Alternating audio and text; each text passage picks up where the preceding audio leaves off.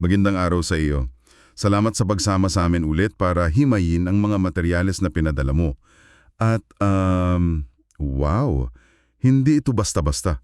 Ang nasa harap natin parang isang script para sa isang dambuhalang cosmic courtroom drama. Ang misyon natin ngayon, unawain ng isang napakalaking argumento na sumaklaw mula sa simula ng panahon hanggang sa katapusan. Ang argumento tungkol sa utos ng pag-ibig ng Diyos. Posible ba talaga itong sundin? At bakit kailangan itong patunayan sa buong sansinukop? Eksakto, ang bigat ng tanong na sinasagot ng mga source na ito ay, depektibo ba ang disenyo ng Diyos? Kasi kung ang mga utos niya ay imposibleng sundin, pero iyon ang basehan ng paghatol, parang nilagay niya sa alanganin ang lahat ng nilikha niya. Susundan natin ang lohika ng kwentong ito. Isang kwento ng utos, isang rebellion, at isang napakahabang proseso ng pagpapatunayan na nagbago sa takbo ng kasaysayan. Sige, simulan natin sa pinakapundasyon. Based sa mga sinulat na ito, nagsimula ang lahat sa utos ng pag-ibig. Pero ang unang tanong agad na papasok sa isip ng marami, kasama na ako, utos na mahalin ng Diyos at kapwa. Sa mundo natin ngayon, parang iyan na yata ang pinakamahirap gawin. Sinasabi ba ng source na ito ay, madali lang? Interesting na punto. Hindi sinasabing madali, pero ang iginigit ay posible. At ang susi ay nasa isang salita, biyaya. Sinasabi dito na ang utos ay kayang-kayang sundin basta't ang nilikha ay hindi tatanggihan ang biyaya ng Diyos. Doon nakasalalay ang lahat. Okay, kailangan nating i-pause dyan kasi napaka-importante niyan. Yung salitang biyaya o grace, madalas nating marinig sa kontekstong panreligiyon, pero madalas abstract siya. Para sa listener natin, ano ba ang itsura niyang biyaya na ito ayon sa source? Ito ba ay isang pakiramdam? Isang swerte? Paano mo malalaman kung tinatanggap o tinatanggihan mo na ito? Diyos na nagbibigay kakayahan. Isipin mo na lang na binigyan ka ng isang napaka-komplikadong gawain, pero kasama noon ay isang instruction manual at isang direct line sa inventor. Ang bihaya ay yung paggamit mo sa manual at pagtawag sa direct line. Ang pagtanggi sa bihaya ay yung pagsabi mo na, kaya ko to mag-isa, at itatapon mo yung manual. Ang mismong disenyo raw ng universe, ng space at time, ay ginawa para bigyan ng puwang ang desisyong iyan. May kalayaan kang kunin ng tulong o tanggihan ito. Malinaw yan. So, mayroon tayong sistema na idisenyo para gumana basta't gagamitin mo ang support system na kasama nito. Pero alam naman natin, sa lahat ng kwento, kung may perpektong sistema, laging may susubok na sirain ito. Dito na ba pumapasok ang kontrabida ng istorya? Dito na nga, pumasok sa eksena ang karakter na tinawag dito na Hillel, na mas kilala natin bilang si Satanas. At ang atake niya ay hindi lang basta rebelyon na may sandata, mas malalim. Isa itong legal at pilosopikal na atake sa mismong pundasyon ng pamamahala ng Diyos. So, hindi lang siya basta nagrebelde at nagsabing ako ang mas magaling. Ang diskarte niya ay mas tuso. Ano ang eksaktong argumento niya? Game is rigged. Ang solusyon na inaalok niya, alisin ang mga utos, itigil ang paghatol, at hayaan ng lahat na gawin ang gusto nila. Kung maniniwala ang iba na siyang tagapagtama sa pagkakamali ng Diyos, sa kanya na mapupuntang impluensya at kapangyarihan. Wow, ang bigat ng akusasyon. Kasi hindi niya sinasabing masama ang utos. Ang sinasabi niya, defektibo ang sistema ng gumawa ng utos. At kung isipin mo, napaka-epektibo niyan para manghingayat. Ngayon, ang tanong na bumababagag sa akin at baka pati sa listener natin, kung ang Diyos ay all-knowing, alam na niya na ito ang plano ni Satanas bago pa man niya likhain ang lahat, bakit pa niya itinuloy? Hindi ba parang hinayaan niyang mangyari ang gulo? Yan mismo ang misteryo na tinutugunan ng source. At ang sagot daw ay nakapaloob sa mismong plano. Dahil alam na ng Diyos ang mangyayari bago pa man niya pindutin ang start button ng creation, itinakda na niya ang solusyon. Isang malawakang proseso ng pagpapatunayan. Kailangang ipakita sa buong sansunukop sa paraang hindi mapapasubayali na ang akusasyon ni Satanas ay kasinungalingan. Pero bakit kailangan ng pagpapatunay? Kung siya ang Diyos, hindi ba pwedeng sabihin na lang niya, mali ka, ako ang tama, tapos ang usapan, bakit kailangan ng mahabang proseso? Dahil ang issue ay hindi lang kapangyarihan, kundi tiwala at pag-ibig. Kung basta niya lang winasak si Satanas, ang mga natirang nilikha ay maaaring sumunod sa kanya dahil sa takot, hindi dahil sa pag-ibig at pagtidiwala. Ang argumento ni Satanas ay mananatiling nakabitin sa isipan nila. Baka nga may punto siya. Kaya para sa kapakanan ng lahat ng nilikha, kailangang sagutin ang tanong ng lubusan. Ang plano ng pagpapatunay ay isang gawa ng pag-ibig para walang sinuman ang malinglang. Sa katunayan, binabanggit dito na bago pa man ang paglikha, itinakda na ang krus.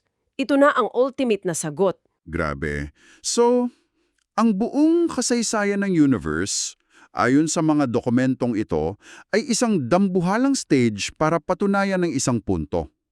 Napaka-wild na konsepto. Okay, so paanong isinagawa itong plano ng pagpapatunay? Dito na ba papasok ang pinakasentral na bahagi ng kwento? Dito na, ang plano ay nangangailangan ng isang ebidensya na hindi kayang questionin. At ang ebidensyang iyon ay kailangang mabuhay sa ilalim ng eksaktong parehong mga kondisyon ng mga nilikha. Kaya ang ikalawang persona ng Diyos na tinutukoy bilang ang salita, na kalaunan ay nakilala natin bilang si Jesus, ay pumasok sa laro. Siya ay naging tao. At mahalaga yung detalye sa source na hindi lang siya basta naging tao. Nagsuot siya ng sumpang laman. Kailangan nating himayin yan. Anong ibig sabihin yan?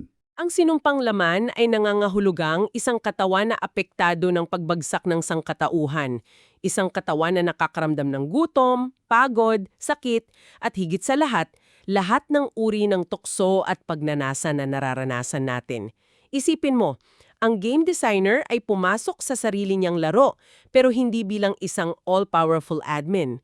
Pumasok siya bilang isang regular na player na may lahat ng potential weaknesses at vulnerabilities. At sa estadong iyon, hinarap niya ang lahat ng posibleng pag-atake at tukso mula mismo kay Satanas. At ang resulta? Dinaig niya ang lahat sa pamamagitan ng pagtanggap sa biyaya. Sa kaso niya, ang kapangyarihan ng banal na espiritu. Perpekto niyang sinunod ang bawat utos ng Diyos mula simula hanggang wakas. Siya ang naging buhay na patunay na hindi imposibleng mabuhay ng matuwid. Okay, dito na papasok ang aha moment para sa akin. Ang kanyang kamatayan at muling pagkabuhay. Karaniwang iniisip natin na namatay siya para sa kasalanan at binuhay siyang muli ng Ama. Pero may isang napaka-critical na detalye sa source na binabago ang pananaw na yan. Tama ka. At ito ang pinakapuso ng pagpapatunay. Ayon sa teksto, hindi siya muling nabuhay dahil pinatawad siya. Kasi wala naman siyang kasalanan na kailangang patawarin. Siya ay muling nabuhay dahil sa kanyang sariling katuwiran. Teka, linawin natin yan. Sobrang importante nito. So, ang sinasabi ng source, dahil perfecto niyang sinunod ang lahat ng utos, ang kamatayan na siyang resulta ng paglabag sa utos ay walang legal na kapangyarihan sa kanya. Para kang may isang player sa isang laro na perfectong sinunod ang lahat ng rules kaya hindi siya pwedeng mag-game over. Tama ba ang pagkakaintindi ko? Perfecto ang pagkaka-analogy mo. Ang kamatayan ay walang hawak sa kanya, ang kanyang muling pagkabuhay ay hindi lang isang himala, ito ay isang legal na deklarasyon sa buong sansunukop. Ito ang ebidensya na sumisigaw. Ang akusasyon ni Satanas ay mali, ang mga utos ng Diyos ay posibleng sundin. Siya ang buhay na katibayan. Mind-blowing yan, ang galing. Okay, so napatunayan na. Nagawa ng isang tao, kahit Diyos din siya, na sundin ang mga utos. Pero maaring sabihin ng iba, syempre, nagawa niya yun. Siya si Jesus. E paano naman kami, mga ordinaryong tao na araw-araw nagkakamali? Paano ikinokonekta ng source ang patunay na ito sa atin? Dito na pumapasok ang ikalawang bahagi ng plano. Ang tagumpay niya ni hindi lang para sa kanya. Ito ay isang tagumpay na maaari na ngayong ibahagi. Sinasabi ng source na kung tayo sa pamamagitan ng pananampalataya ay tatanggapin ang patunay na ito ang salita ng Diyos at papayag na manahan sa atin ang banal na espiritu, ang mismong kapangyarihan na ginamit niya ay magiging available din sa atin. Hindi sa sarili nating lakas, kundi sa pamamagitan ng espiritong nasa atin, nagkakaroon din tayo ng kakayahang sundin ang mga utos. So, Hindi ito tungkol sa pagiging perpekto sa sariling sikap, kundi sa pag-tap in sa isang power source na napatunayan ng gumagana. Eksakto. At ang prosesong iyon ay hahantong sa tinatawag na huling patunay. Dahil kung ang pagsunod sa utos ay nagreresulta sa buhay, ang mga sumusunod dito ay makakaranas din ng sarili nilang pagkabuhay na muli at pagbabago. At may isang partikular na event na binabanggit, kapag ang itinakdang bilang ng mga martir na saksi ay muling nabuhay, na sinasabing magaganap sa pagtunog ng ikapitong trumpeta, iyon na ang magiging pangwakas na mic drop. Ang huling patunay. Anong ibig sabihin yan? Ito na ang punto kung saan ang ebidensya ay hindi na lang isang tao, si Jesus, kundi isang buong grupo ng mga tao mula sa iba't ibang panahon at lahi. Sila ang magpapatunay na ang plano ay gumagana sa kahit sinong tumanggap nito. Sa sandaling iyon, ang katotohanan ng mga utos ay ganap ng maitatag sa buong sansinukob. At dahil napatunayan ng ito'y makatarungan at posible, magkakaroon na ng matibay na basehan para gamitin ito bilang ganap na pamantayan sa huling paghuhukom. Wala nang pwedeng magsabi na hindi ito patas. Grabe Kompleto ng buong narrative arc mula sa akusasyon hanggang sa final verdict. Pero may isang malaking tanong pa rin. Ang lahat ng ito, ang plano bago pa ang panglikha, ang layunin ni Satanas, ang misteryo ng krus, paano natin nalaman? Sino ang nag-leak ng impormasyong ito sa atin? Napakahalagang tanong. At ang sagot ng source ay simple at direkta.